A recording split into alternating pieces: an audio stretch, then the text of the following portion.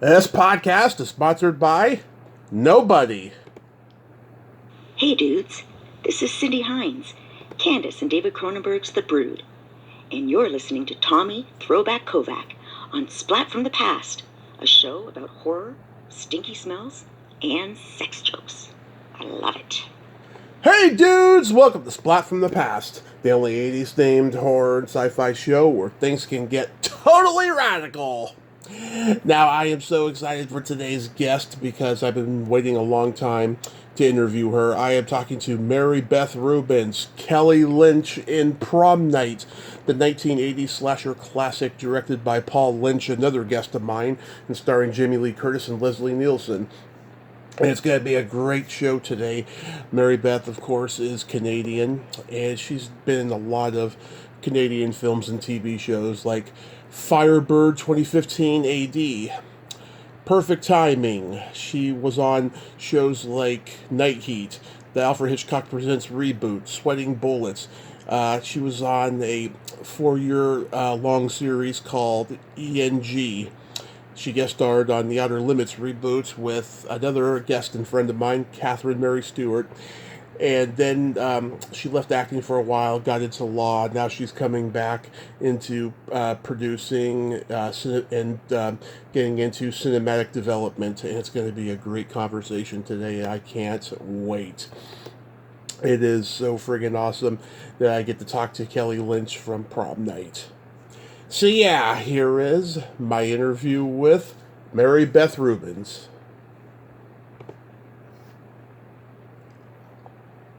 Well, hello there. Hey, Mary Beth, welcome to the show. How are you today? Yeah, I'm good, thank you. How are you?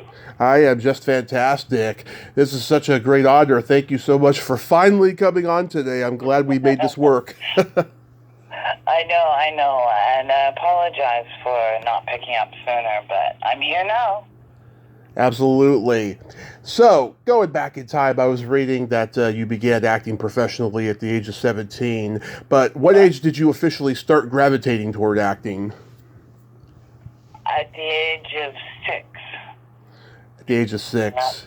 Yeah, I actually directed a play with some kids down the street. And I think the only thing that I actually remember about it, it was a long time ago, that there were 2 twins, and one played the prince and one played the princess. And I had one of the twins, I cut her hair. Wow. And when you're at the age of 6, you get into a little bit of trouble with the parents. But nonetheless, everybody came in the neighborhood to see the play, and that was that. So it's just been a natural progression, put it that way. Yeah. What was the first play that you were in, though, when you started acting professionally? That was Scrooty-Doo, and it was a Canada-wide tour with Lally Cadeau, Susan Wright, Joy Coghill, Robert Plant. Wow. And I think it was Robert, but I might miss the name there. But anyway, yeah, that was sort of the beginning, because I'd gone off to theater school, but I got pulled in, and I'd done several plays by then, but I got pulled in by the festival, and that's what started my journey. It's funny, throughout my career, I mean, I've done a fair amount of film and television and so on, but I've always gone back to the stage. And a lot of that actually doesn't show up on the Internet Movie Database. But yeah, that's where my soul is, on the stage. Believe it or not. Most actors prefer the stage than film and television because there's a lot of waiting in film and television. Well, yes, but also with the stage, it being live, you don't get a second take. Yeah. Or a third, or a fourth. You are there in the moment. So, not every actor goes back to their roots of theater.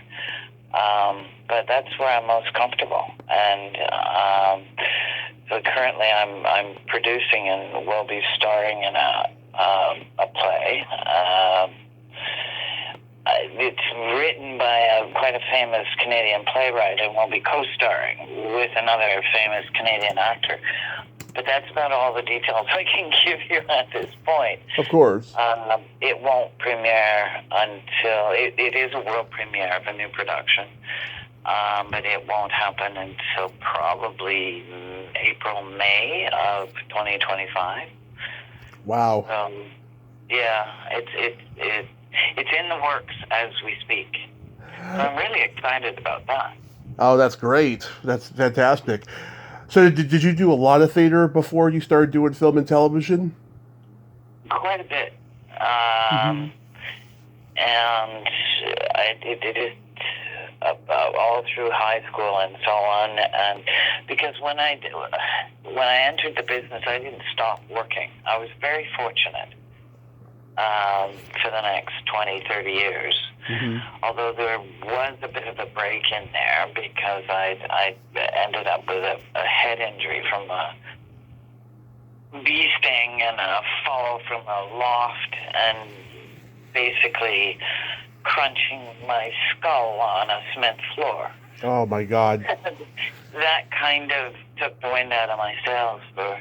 A similar thing happened to my mom a few years ago. Her memory and mind has been affected greatly, I'll tell you. I'm sorry about that. It's unfortunate because when you have a head injury, it's not often physical. Like, you can't see it. Yeah. So any kind of disability or inability is a bit of a shock to a lot of people. But that was quite some time ago, and I've since been back, but it's mostly been the stage, so that's where I'm at this point. According to IMDb, you were in some sketches on John Byner's Bazaar. Yep, I did that for about 2 years, actually. Yeah, I talked to John a couple of years ago. What a character he is. And he said some touching words about Bob Einstein because he had just passed at that time. What was that overall experience like? Well, it was certainly an eye-opener.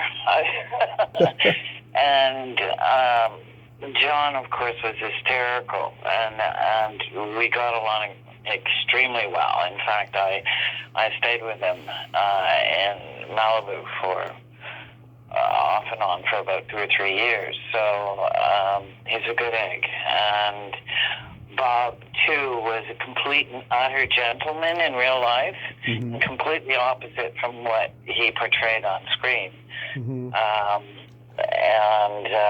But that was a great loss, actually. Yeah, John's still kicking around. Yeah, and of course, Albert Brooks was his brother, and very few people realize that. Yeah, this show, it was like the Benny Hill show. It was very bawdy, and very funny. I've seen it on YouTube and stuff. Was there any sketches that you did that stand out?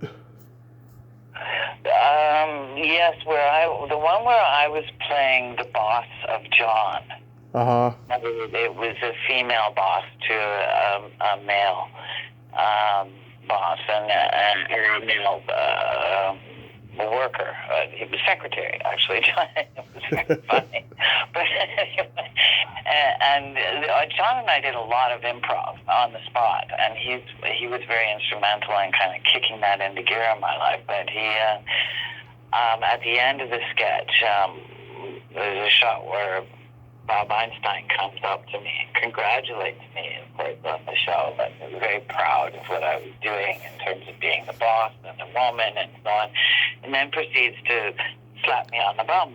And that I wasn't expecting, but it is in the take at the end of that particular segment. It's quite funny. I missed at him after that, but I understood what he was doing anyway. Yeah, there's this one sketch he was doing. It was like the closer for the show, where him and this woman are like taking off all these layers of T-shirts to have words written on them, And I did that with John. Oh, was that you? Yeah, it was me, and the last one where I turned my back to the audience. Yeah. It says, but not about the baby. I know. I couldn't tell if that was you or not. I mean, at that time there was a lot of women with darker hair that they all look alike in some cases. Yeah, well, I think there were a couple that were done, but I remember that vividly because it was one of the first ones I think I did with John, actually. Yeah, and everybody in Canada was on this show. Jennifer Dale, Lolly Cadou, Billy Van, George Buza, Saul Rubinek. It was like a who's who of Canada, Yeah, Dan Eastwood. Yeah, lots of Canadians on this show. Then you did an episode of The Littlest Hobo. That show was very popular in those days. It was like right at the height of Benji. What was that experience like? It was great. I mean, what was fascinating was that working with Michael Cole, who of course was, he's now gone to the next level, quite a few years ago, I think, but Michael Cole was on the Mod Squad. And, I mean, that's sort of what I remember of that time. Yeah. It was directed by Alan Eastman, who has directed tons and tons of stuff across the country. He's now actually in Croatia, I believe, or Serbia, somewhere there. Nice. In the mountains. That's where my people are from. I'm Croatian. What was that experience? So the experience was good overall. Was that dog was really cute? Was he well behaved? Oh yeah, I mean, there's actually 7 of them, or there were 7. Yeah. So they looked relatively the same, but of course the dogs were great. Yeah. So was Prom Night a standard audition for you? I don't actually remember. I vaguely remember the audition, but I got the part right away. That was after I think I'd done maybe. I know I did a Clear Silk commercial. And I'd done a couple of commercials before I'd gotten that audition. But the Clear Silk, it was quite funny because being a stage actor, I'd come from a slightly different headspace then, and I was very new to the industry, the film industry. And so I do remember that doing the Clear Silk commercial, and one of the producers were all sitting watching at the time, and one of the producers says there needs to be more dirt on the cotton ball after, I wipe it on my face or whatever, show the camera that there's this much dirt on the cotton ball. Anyway, what I did was I leaned over and I rubbed the cotton ball on the floor. and the producers they rolled their eyes. They couldn't believe it. It was like I just took them all, bent over, rubbed it on the floor, and here's what's on my face. And then it was Clear Silk. It was a long time ago, but I'd only done a few commercials, and that was actually the last time I did commercials, and then it was just film after that, and television. So. Yeah, I've had Paul Lynch on. He's an intense guy. What was he like as a director? Very intense. Yeah. Yeah, I think we worked with him on a television series 20 or 30 years later, and why can't I remember the name of it?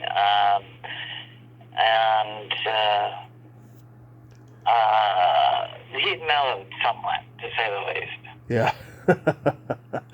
He told me that Leslie Nielsen came to him on set and praised Jamie Lee Curtis. Yeah, maybe he knew that she was going to win an Oscar someday. Who knows? Yeah, well, and Leslie was very funny, and I'm sure you've heard this before, but he used to have a fart machine. Yeah. and there were some very funny moments when he would do it on set. And at one point he did it, and it was a shot of the actor who was playing the secretary, I believe. And it was all her all alone. I think she goes into some kind of exercise routine on the floor or whatever. Mm-hmm. But she was all by herself in the room. And Leslie and I were standing outside, just outside of the set itself, but very close to hearing. And Leslie started doing his fart machine, and finally this young actor who was splayed all over the living room floor of this set, and she just shot up and said, "Okay, who's doing that? The smell is getting ridiculous." And of course, there's no smell, right? Yeah. Leslie and I were in fits of laughter after that. Yeah, Prom Night was a really eye-opening experience from that perspective. Yeah, so many people have told me that same story. Yeah, oh my God, that's so hilarious. Kelly Lynch is also the name of a Canadian actress. Do you know her? Not terribly well, but I know who you're talking about. Yeah, I just thought that was always ironic that your name was Kelly Lynch in this movie, and there's that actress as well. Did you and Jamie get along well? Yes. I mean, back then she was very quiet and very professional. I think she felt a little foreign in because we shot it outside in Toronto. I mean, Don Mills, I believe, most of it. Yeah. And I mean, she was great to work with. Total pro. There's no question. But again, she was very quiet and sort of unto herself. She and Eddie Benton, who of course is Eddie's gone back to her original name. Mm-hmm. I don't remember what it is now. Anyway, they were up from LA, so they were sort of in their own little bit of a clique. But Jamie was great to work with. How about Anne-Marie Martin? That's who I'm talking about. Yeah. Anne-Marie Martin, she was, at that time, she was going by the name of Eddie Benton. Uh-huh. You didn't know that? I didn't know that, no. Oh, wow. And, yeah, later she changed her name back to Anne-Marie Martin. Oh, yeah, I see it here now. Eddie Benton. You're right, yeah. How about Rob Garrison, who played Sayer? Played who? Sayer was the name of the character. Okay, I didn't actually work with him. Okay. Was he the guy that was after Anne-Marie? Yeah.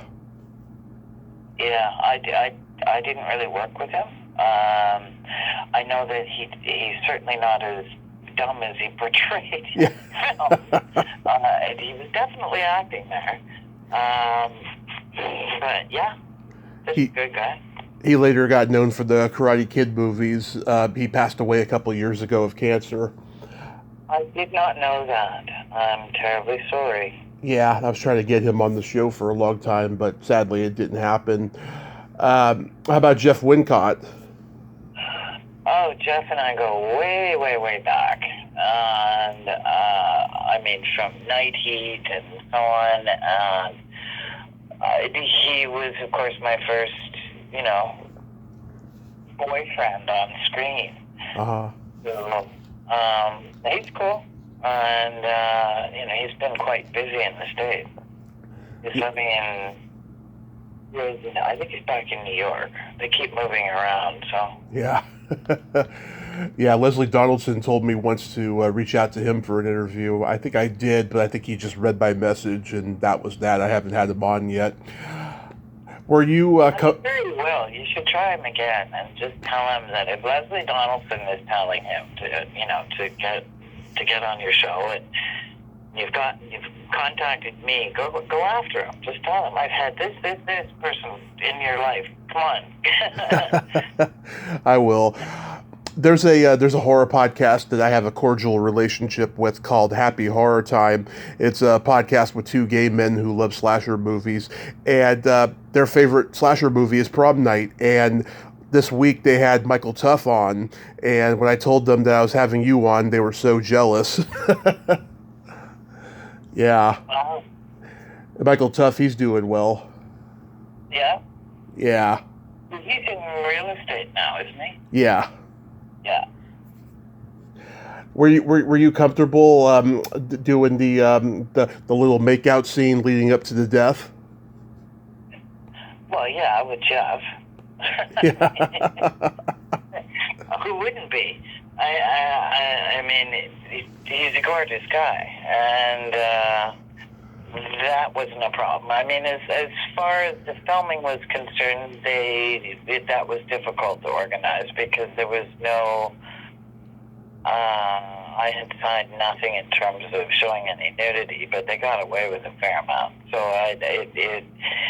that was a little distressing. Yeah. But that was also, 1980, and the film world in Canada was still quite young, even though it had been happening since the 50s. But it was uncomfortable, put it that way. Mm-hmm.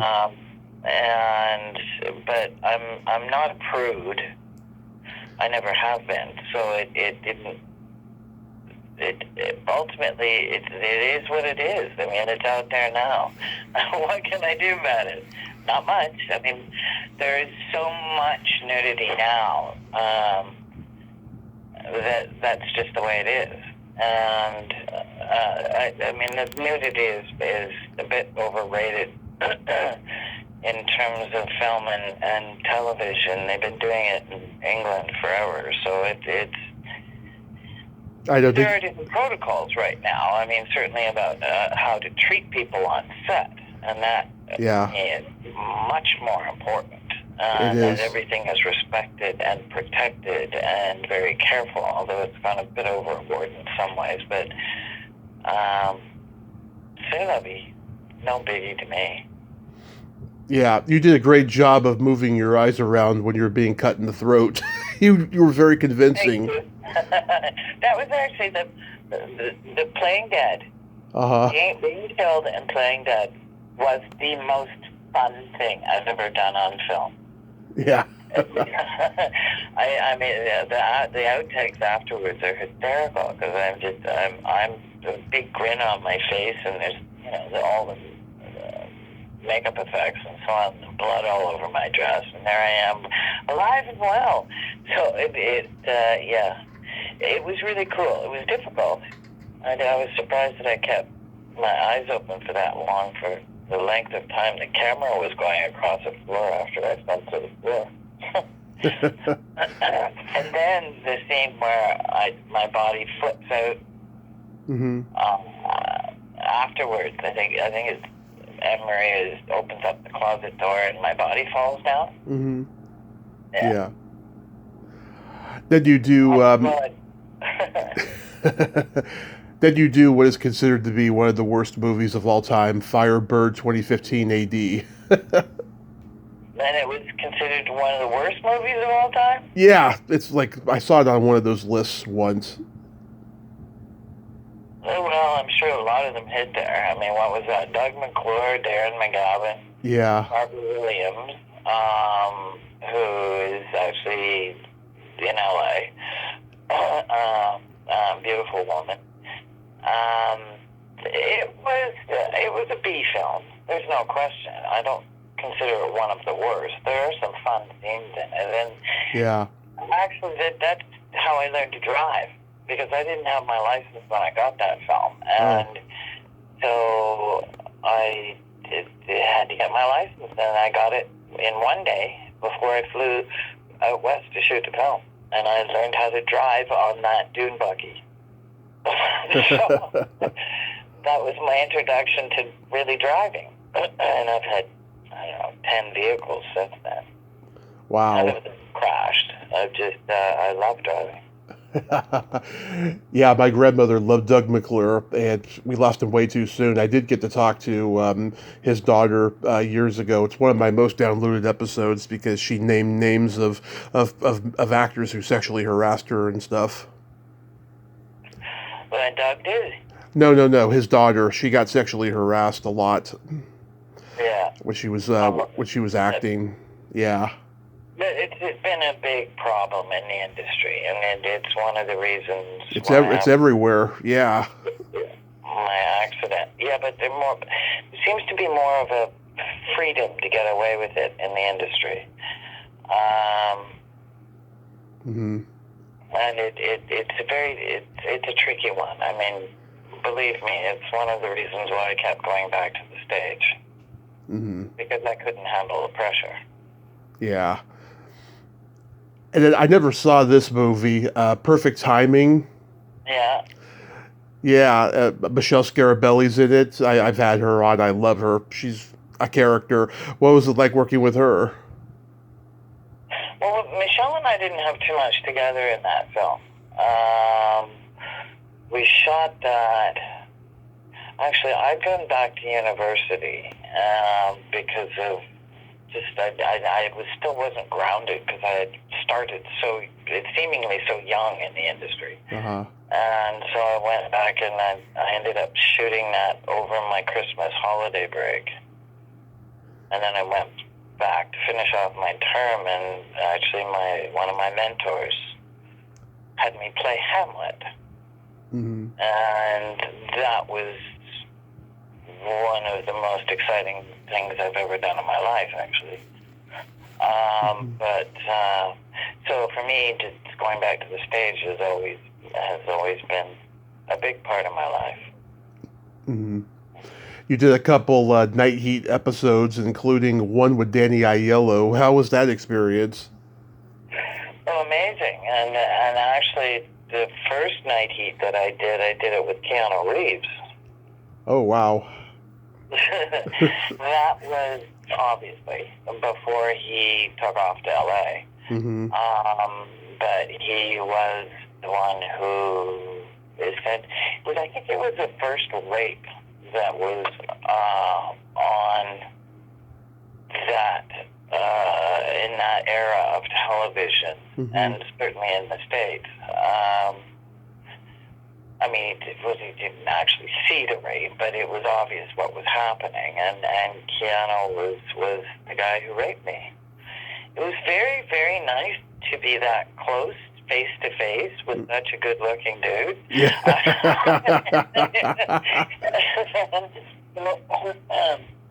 I've always had a deep respect for Keanu. He's a good guy. He's a very good guy. Yeah. Stephen Mendel was on that show. I've talked to him. Good guy. Tony Rosado, what a tragic fall, that guy. He was very funny on SCTV and Saturday Night Live. Yeah. Rosado is a tremendous talent. Well, he's still kicking around. I know he died a few years ago. Oh, not Tony. I was thinking of somebody else. Yeah, it's so many people are dying. I know, it's crazy. I know, God, every day, you know, like the other day, there was like 3 people in one day, and I was like, what is going on? Well, it's the age group as well. Yeah. You know, the amount of television and film that was shot between, well, let's say the 70s and the 90s, maybe up to 2000. That's the chunk. Even going back to the 60s, but primarily between that time, that's the major chunk of film and television, and all those people happen to be human beings. They're not AI yet. Yeah. And they're all, you know, we're all in our 50s, 60s, and 70s. So it doesn't surprise me that there are going to be several people. I mean, the list is bigger and bigger every day, actually, and people just passing off to the next generation. You did a few Alfred Hitchcock Presents reboot episodes, one with Samantha Eggar. What was she like to work with? I don't really remember Samantha that well. People have told me she's kind of standoffish. Yeah, and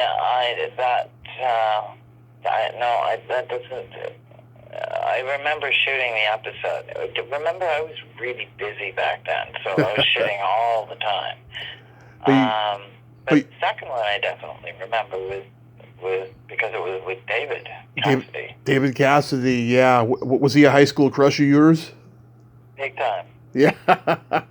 I'm a huge Partridge Family guy. Yeah. Don't believe me, when I walked in to sit down for the first read-through, I was like,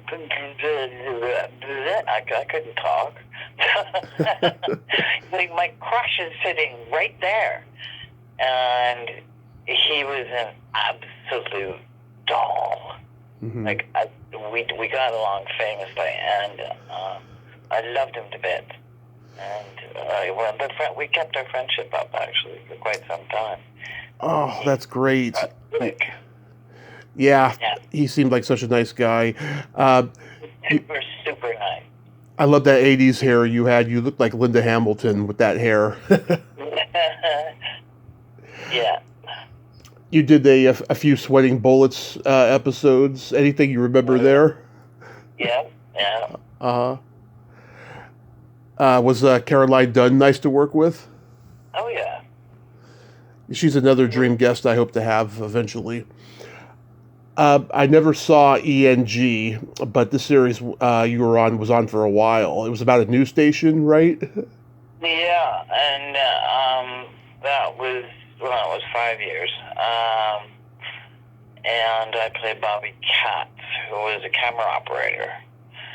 That show itself was, to date, still the most successful show in Canada. I mean, it was sold to 60 countries around the world, but eventually. But why it hasn't been brought back, people are really questioning that, because, of course, there's, they're pulling up old shows and so on. And it being, like, we won the top show, as I said, 4 or 5 times in a row. Mm-hmm. And it too was sold to the States, and we just got rave reviews. And of course, the fan base in the States is a lot bigger than in Canada. Mm-hmm. And so, anyway, the show itself, it was on. Somebody else did a remake of it. I think Helen Shaver was in the lead role, but it didn't do very well in the States. Huh. But it has, and that was produced by Robert Lantos. And so it's really in his back pocket, and whether or not it's going to come up again, who knows? It should. I mean, people loved it. Yeah. Sarah Botsford, I've been trying to make the connection with her since day one. She's great.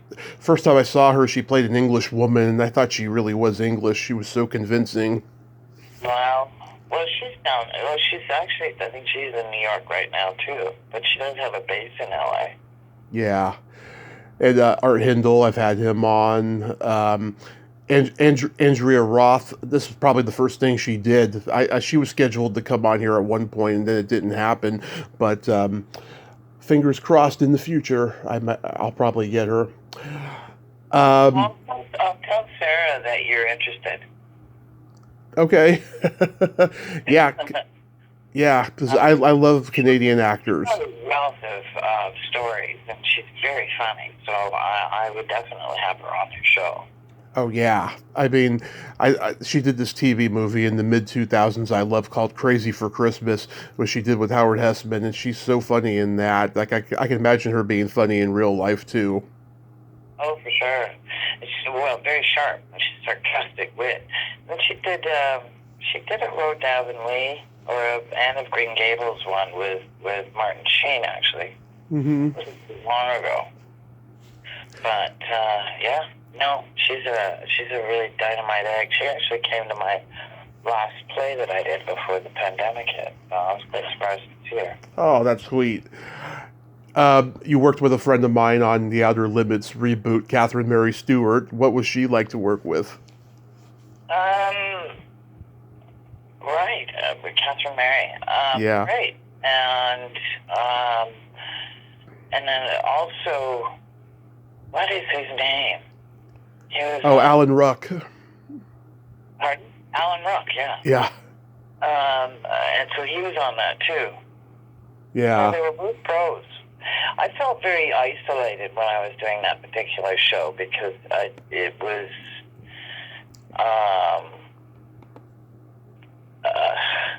I didn't really see who was playing my son, Mm-hmm. the one that I'd apparently, had taken this pill or whatever, and of course the child morphs into this monster. Yeah, that was quite the experience. Yeah, I love Kathy. She's just so wonderful. She's been Very on. sweet, very kind. She's been on like 5 or 6 times, and she was one of the first people I met at a convention years ago, and she's just been nothing but great to me. Oh, good. So going back to the brain injury part, does that impair your memorizing of scripts? No, it's mostly affected my hearing on my left side. Uh-huh. And whatever damage, one inflicts upon oneself during one's life. Uh-huh. No, it doesn't affect my memory. In fact, once I started healing, I actually went back to university and went to law school. Yeah, so like what made you want to study law? Well, I don't know. It was partly had to do with my dad, who was a lawyer. Mm-hmm. But I've always been interested in the human rights aspect of law. Mm-hmm. And I was studying the Charter of Rights and Freedoms, which is very important to Canadian law. And was fascinated. And I just carried on from there and finally finished off. And it just gave me a grounding in law. I mean, I'd been put on the waiting list for law school at 2 top law schools in Canada, but I, partly because I applied late for both. So I just sort of carried on from there and just slowly started to heal from my initial injury. That's where that's at. So no, it hasn't affected my memory at all, fortunately. Mm-hmm. That's good. We'll see how this play goes. And there's a fair amount of dialogue, and although the writer is amazing, and even though the monologues tend to be on the long side, they all make sense. Right. You understand it, and understand what comes next. So it's a very natural process working with this particular director, writer. So I'm looking forward to that. Anyway, I've just jumped forward from what you were asking me. It's okay.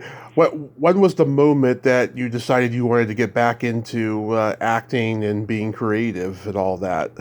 Well, while I was studying law, it's just natural in me. I ended up being the lead in a play called Black Ice. Mm-hmm. Trinity, and I was a mother of 3 kids, and then I did Queen Margaret and Richard III, which of course is Shakespeare. Yeah. And then after the Blackout, which was a play,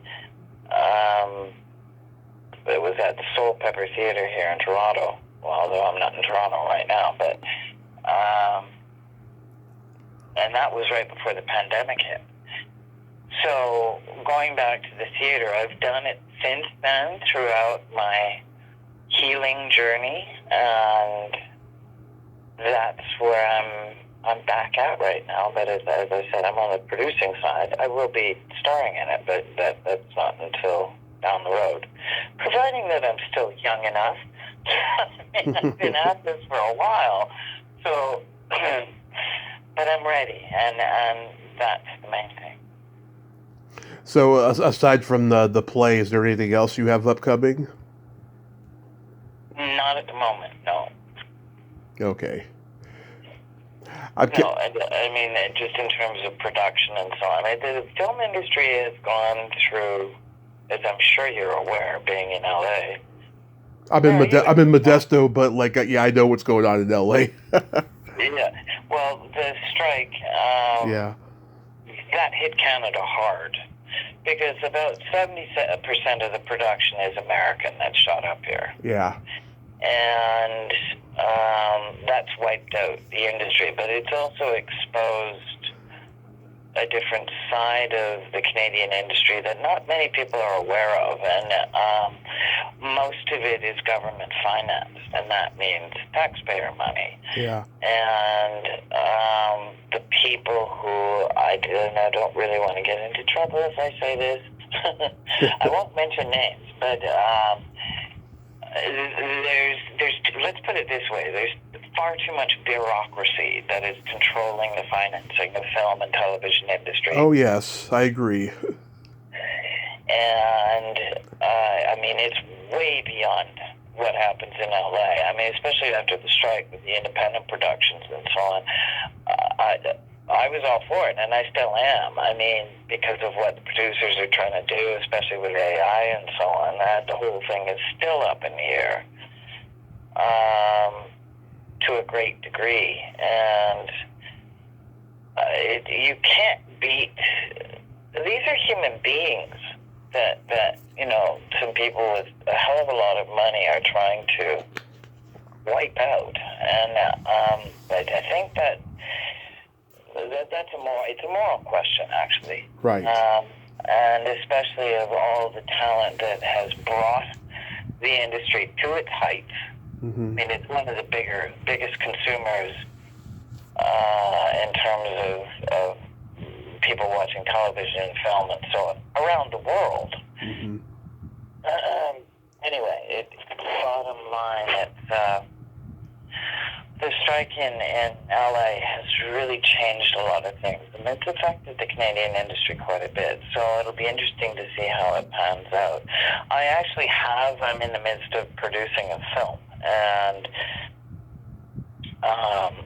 once again, I can't say much about it. We're hoping to go independent, as the film does take place in primarily in New York and northern states, so it's not Canadian-based per se. Mm-hmm. So that's something I'm also working on, and it's called The Dishwasher. Yeah. Nice. And it's a comedy, but it's a story about hope, essentially, and finding one's place in the world. Nice. I'm so glad that you got all of that going on for you, that you've overcome, an obstacle of having that brain injury. It's turned a negative into positive. I think so, and it's made me sit back and reflect on what I really want to do, and I'm very comfortable directing and producing, so which is a good thing. But of course, I'll never give up acting. They're going to have to put me 6 feet under before I stop doing that. And hence, that's why I'm working on this brilliant play. And I'm so excited. I wish I could tell you more about it, but it's right in the midst of... We're in the midst of negotiations, so I can't do that with respect to the director and himself. No, that's perfectly fine.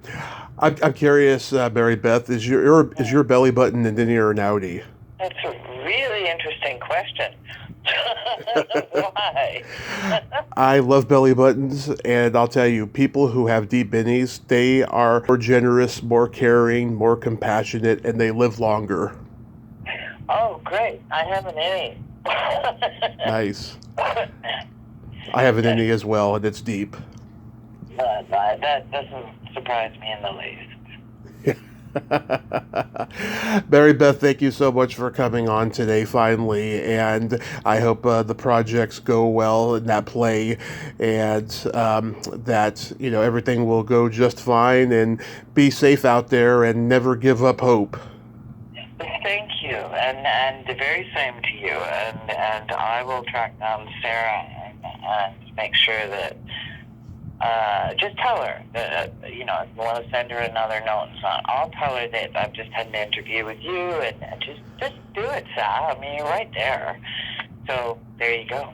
That'd be fantastic. Have a great day. Okay, thanks, man. You too. Thank you. Bye-bye. Um, Well, there you have it. Mary Beth Rubens, ain't she a sweetheart? Oh, what a great lady. Very fascinating and interesting and an inspiration. She has overcome a major obstacle and she has turned negative into positive. I wish her nothing but the best. Well, until next time, this is Tommy Throwback Kovac saying there's no shame in living in the past because the present sucks. Later, dudes.